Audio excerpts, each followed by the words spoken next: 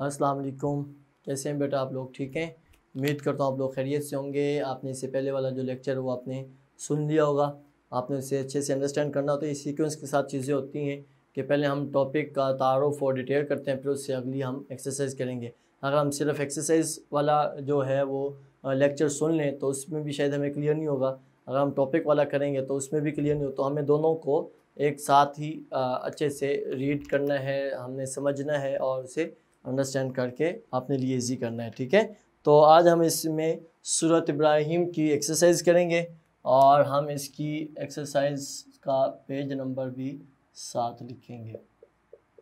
मश्की सवालात जी, page number है जी वो हमारे पास 115 115 हमारे पास पेज नंबर है। पहला है जी, सूरत इब्राहिम में अंबिया किराम अलैहिस्सलाम की दावत ठुकराने पर कौन सा पानी पिलाने की वहीद सुनाई गई है। तो हमने लास्ट लेक्चर में यहाँ पर वो लफ्ज़ भी लिखा था, तो यहाँ हम लिखेंगे नंबर 1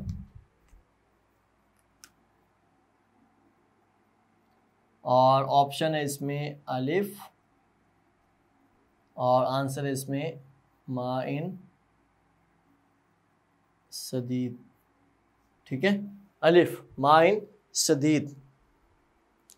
आगे है जी हमारे पास नंबर 2, अल्लाह ताला की नेमतों की नाकदरी करने वाले शख्स को कहा गया है। तो 4 ऑप्शन में बेइंसाफ और नाशुक्रा, जाहिल और बेवकूफ़, सुस्त और अनपढ़, ज़िद्दी और हट धर्म। तो अलिफ ही आएगा इसका भी। ठीक है, अलिफ।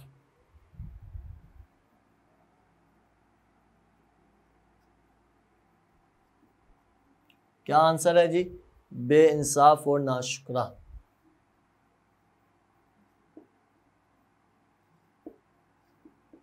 ये सारे लफ्ज़ हमने हाईलाइट किए होते हैं जब हम इसकी रीडिंग करते हैं। ठीक है, आगे है जी, दावत हक ना मानने वालों को आखिरत में लिबास पहनाया जाएगा। कौन सा? पत्तों का, तांबे का, लोहे का, आग का। तो इसमें हमारा नंबर 3 क्या गैस करेंगे आप? दाल, आग का। नंबर 4 एंड नंबर 5 हम आंसर भी साथ साथ देखेंगे। नंबर 4, कुफ़ार के अमाल क़यामत के दिन होंगे कैसे? अलिफ ऑप्शन राख की तरह, बे ऑप्शन बारिश की तरह, जीम ऑप्शन बर्फ़ की तरह और दाल ऑप्शन मट्टी की तरह। तो हम 2 इसमें करेंगे, मतलब अलिफ इसमें करेंगे राख की तरह।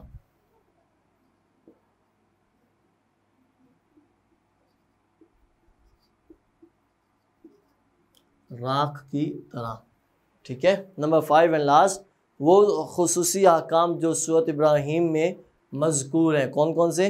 नमाज़ पढ़ना और ख़र्च करना, रोज़ा और इतिकाफ़, हज और उम्रा, तहज्जुद और तरावी। तो अलिफ आएगा इसका, नमाज़ पढ़ना और ख़र्च करना।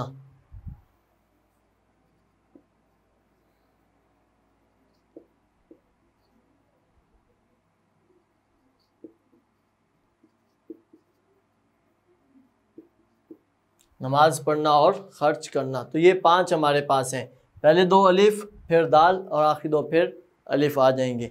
आगे है जी सूरत के शार्ट क्वेश्चन।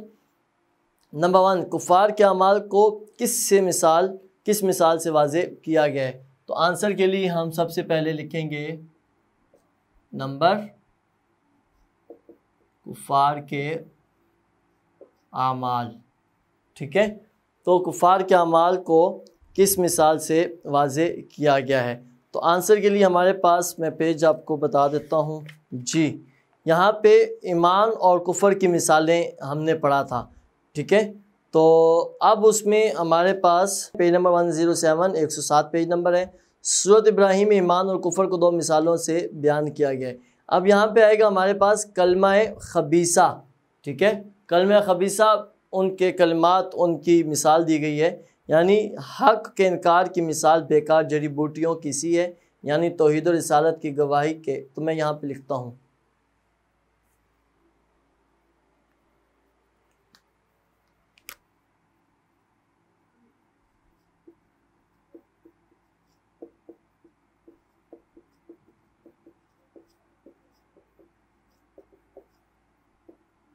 तो ये सारा हम इसमें ऐड करेंगे तो एंड कहाँ पे होगा, यानी तौहीद और रिसालत की गवाही के मुबारक दरख्त के इर्द गिर्द कलमा हक के मुनकरीन को जायद जड़ी बूटियों की तरह उखाड़ फेंका जाएगा। तो फेंका जाएगा, यहाँ तक हम इसका आंसर करेंगे। ठीक है, कर लिया आपने। तो पहला है जी कुफार के अमाल की मिसाल, कि उनकी मिसाल उस दरख्त जैसी है जो जायद जड़ी बूटियाँ उसकी फेंक दी जाती हैं। आगे है जी नंबर 2, क़यामत के दिन शैतान अपने पैरोकारों को क्या हकीकत बताएगा। तो पेज नंबर मैं फिर आपके साथ शेयर करता हूँ, वही पेज होगा पेज नंबर 107। तो यहाँ हम हेडिंग पहले लिख लें,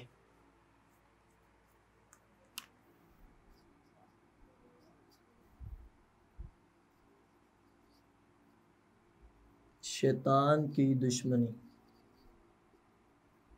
ठीक है, शैतान की दुश्मनी।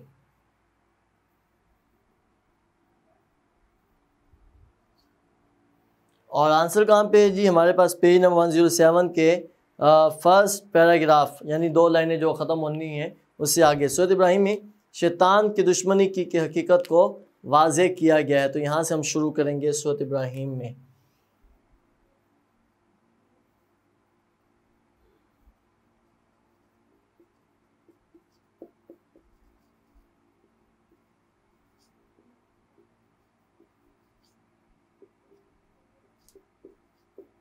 तो ये सारा करने के बाद एंड हमारा कहाँ पे होगा, मैं तुमसे बरी ज़िम्मा, यानी ये पूरा पैराग्राफ आएगा, मैं तुमसे बरी ज़िम्मा हूँ। तो बस इतना बता दिया आपको, ताकि आप उसमें ये याद रखेंगे और ये इजी आपके लिए रहेगा। शैतान की दुश्मनी की हकीकत का आंसर हमने ये करना है।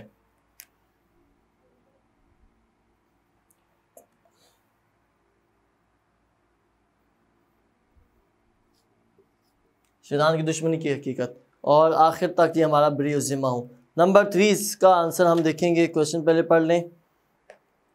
सूरत इब्राहिम की रोशनी में अल्लाह ताला की कुदरत के 3 दलाइल लिखे। तो अल्लाह ताला की कुदरत का लफ्ज़ यहाँ पे हम हेडिंग के लिए यूज़ करेंगे।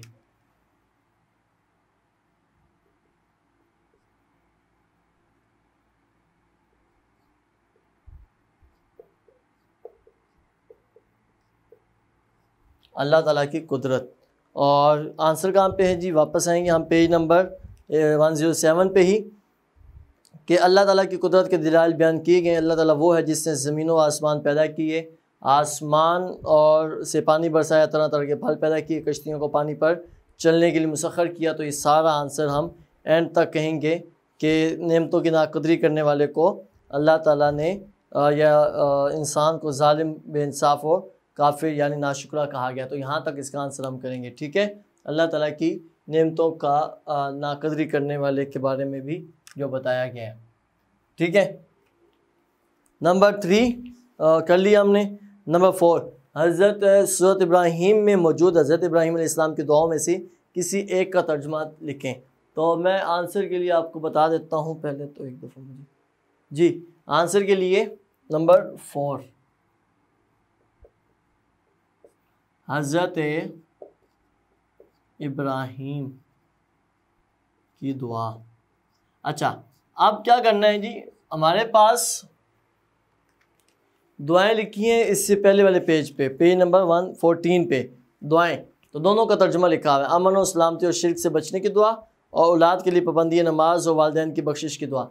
इसका मतलब ये है कि हमने ये काम मुकम्मल करना है। क्या कि हमने रब्बी जालनी मुक़ीमस्सलाति व मिन ज़ुर्रिय्यती वाली याद करनी है। उसका फ़ायदा ये होगा कि कुछ हमें पहले से शायद आती होगी, इन दुआ तो आती है, तर्जुमा हमने याद करना है। तो तर्जुमा हमने उसमें ऐड करना है। अगर नहीं आता तो हम यही याद इसलिए भी करें कि हमें नमाज के लिए भी हेल्प मिलेगी। ये दुआ हम नमाज में भी पढ़ते हैं, तो हमें इसका तर्जुमा भी साथ साथ याद हो जाएगा। ठीक है, नंबर 5 एंड लास्ट, सूरत इब्राहीम का मुख्तसर तारुफ बयान करें। ये दुआ इसमें लिखेंगे तो आगे नंबर 5 सूरह इब्राहीम का तारुफ।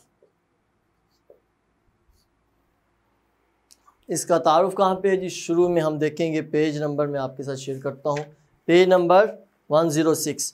इसमें सारा ही ऐड करना है। कहाँ तक सूरत मक्का मुकरमा में नाजिल हुई। शुरू करेंगे हम। सूरत इब्राहिम कुरान मजीद की 14वीं सूरत है। सूरत और ये कुरान मजीद के 13वें पारे में है। यहाँ से आगे आएगा इसकी सूरत, इस सूरत की आयत नंबर 35 में मौजूद हज़रत इब्राहिम अलैहिस्सलाम के नाम की मुनासबत। और एंड कहाँ पे होगा? ये सूरत मक्का मुकरमा में नाजिल हुई। बस यहाँ तक हम इसे करेंगे, ठीक है। ये 5 सवाल। पहला, कुफार के अमाल की मिसाल, आगे है शैतान की दुश्मनी, और फिर अल्लाह ताला की कुदरत के दलाइल, और हज़रत इब्राहिम अलैहिस्सलाम की दुआ, और हज़रत इब्राहिम सूरत इब्राहिम का तारुफ, ठीक है। हज़रत इब्राहिम का तारुफ नहीं पूछा जा रहा, सूरत का तारुफ पूछा जा रहा है, तो हमने इसे अच्छे से अंडरस्टैंड करना है और ये सूरत का तारुफ हमने ऐड करना है, ठीक है। अब हम इसकी लॉन्ग की हेडिंग करते हैं। नंबर 3, तफसीली जवाब दें।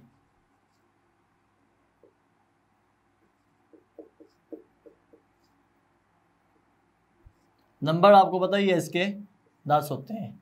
और सवाल क्या है जी? सूरत इब्राहिम के बारे में। सूरत इब्राहिम के अहम मज़ामीन पर रोशनी डालें।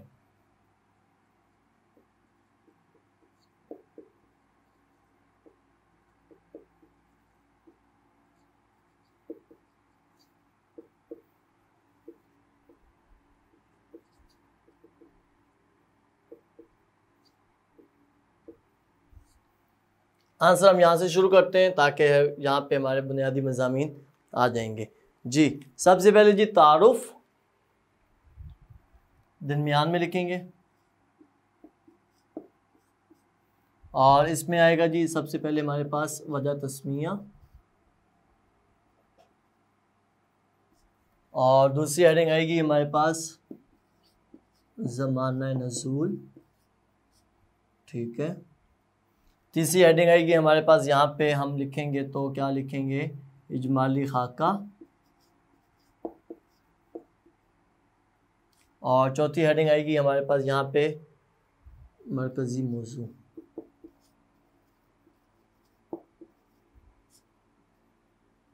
ठीक है, ये 4। अब यहाँ पे हम लिखेंगे बुनियादी मज़ामीन की हेडिंग। मेन हेडिंग आएगी बुनियादी मज़ामीन। यहाँ दोनों साइडों पे हम लिख सकते हैं।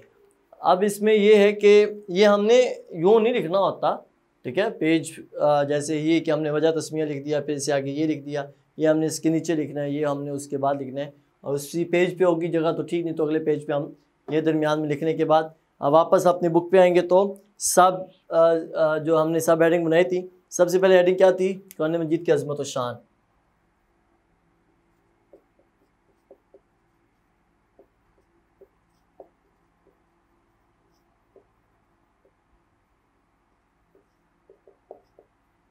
कुरान मजीद की अज़मत व शान। नंबर 2, साबिक़ा उम्मतों के रोज ज़वाल। साबिक़ा पहले वाली, पिछली।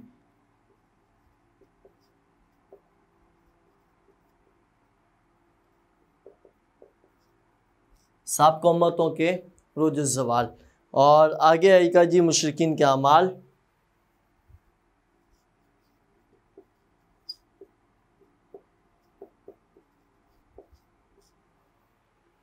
और इससे आगे आएगा जी मुशरिकीन के अमाल के बाद हमारे पास अगले पेज पे शैतान की दुश्मनी की हकीकत।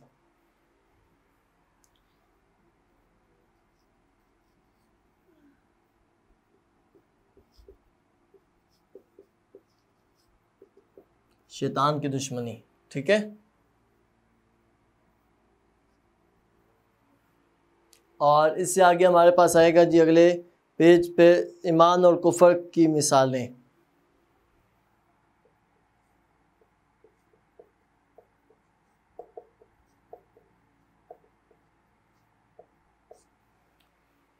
ईमान और कुफर की मिसालें, ठीक है। आगे इसमें आगे है जी हमारे पास अहले ईमान को साबित कदम रहने का हुक्म।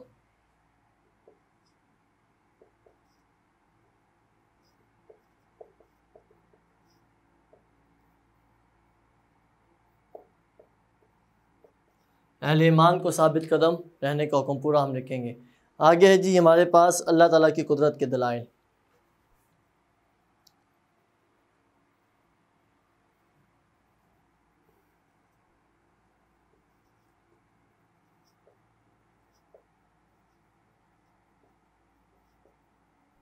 अल्लाह ताला की कुदरत के दलाइल पूरा हम लिखेंगे।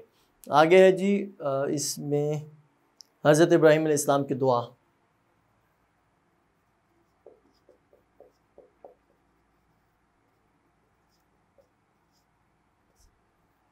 और आखिरी है हमारे पास यहाँ पे मुजरिमीन की हालत।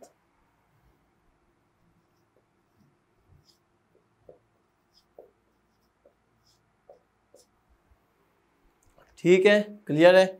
अब यहाँ पे हमने ज़्यादा हेडिंग इसलिए भी बना दी हैं, बुनियादी मज़ामीन में पहले भी आपको बताया हुआ है ये काम, कि हमने याद सब कुछ करना होता है, लर्निंग हमने सारी करनी होती है। और पेपर के पॉइंट ऑफ व्यू से अगर हम बात करें तो जितनी डिटेल अगर हमें ये सारी करनी पड़े तब भी ठीक है। अगर हम समझते हैं कि हमारी डिटेल ज़्यादा हो गई है या आंसर कंप्लीट हो सकता है इसी पे ही, तो फिर हम एक दो हेडिंग इसमें से स्किप भी कर सकते हैं, जो इजी होंगी हम वो कर लेंगे। नंबर 3, सारा याद करने का पर्पज़ ये होता है कि ये ही जो डिटेल है ये हमें एडिशनल शॉर्ट क्वेश्चन की सूरत में भी पूछी जा सकती है, तो हमें वो उसके लिए याद करना है। ठीक है, अब यह है जी हमारे पास सबसे पहले वजह तस्मिया। तो वजह तस्मिया के लिए हमने सारी चीज़ें मार्क कर रखी हैं। आयत नंबर 35 को मैं यहाँ पे लिख देता हूँ।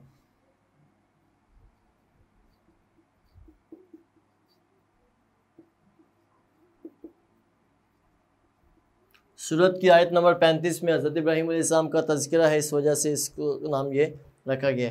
ज़माने नज़ूल हम क्या लिखेंगे? सूरत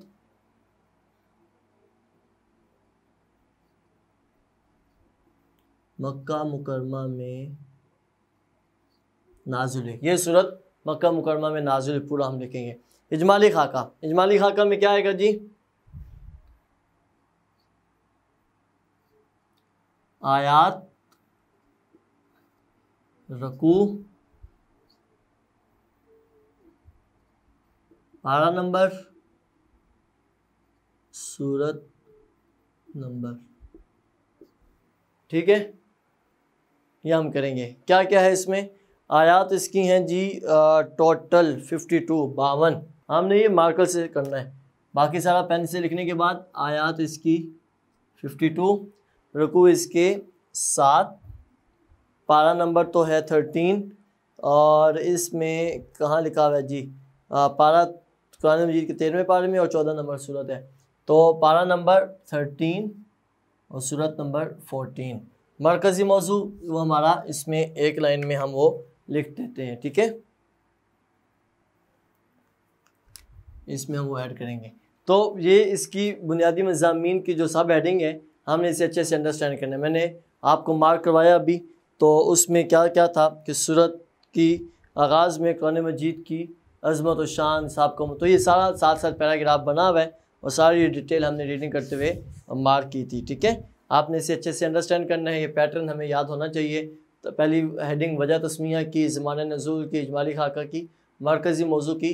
तो यहाँ मैंने आपको बताया कि 10 नंबर होते हैं, तो 10 नंबर यूँ होते हैं 4 + 6 जो बोर्ड में हमने देखे थे। तो 4 नंबर इनके, 6 नंबर इसके।